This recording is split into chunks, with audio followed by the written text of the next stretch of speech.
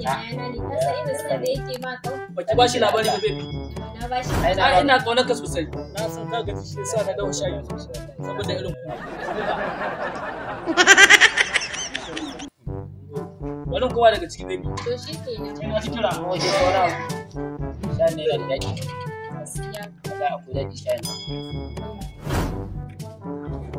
Amma kuma ya nake ganin na dan fara bacci kuma daga shan shayi. Ka san daɗin shayi.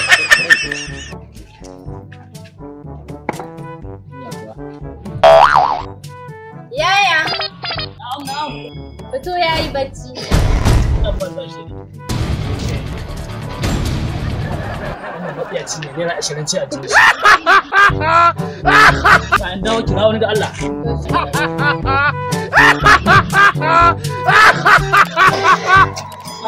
Big boy. Big boy, babban yaro. Na fiya lawan lai. Ya kwallon. Na san ka gaji shi yasa na dawo shayi saboda irin ku. Saboda irin ku nake dan yi. Baby ana nan kenan. Wallahi lafiya. To ci gaba da soyayya bari ku mace. Shi kenan.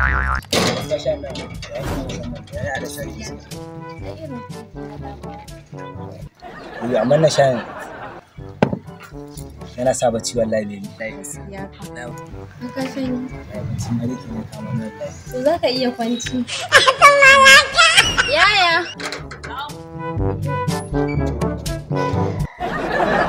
Baby ci kenan.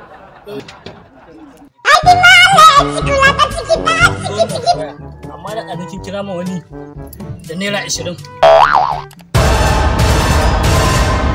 Kira wani kayan, kira wani sauri baby.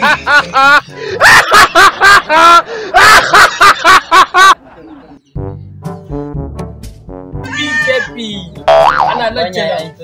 Labai, Allah kare ma shiri. Ai saboda na san zaka gaji alaji yasa na ɗanto na haɗa ma wani shayi. Shayi. Mai ɗan galmi-galmi. Ai ka san kyan abu in mutum ya kawo ya fara sha shi wanda aka kawo mai sha. Alhaji wannan naka ne. Ka je fara sha. Wallahi naka ne. To ita ta fara sha sai. A gaskiya baby kai za ka sha. Eh?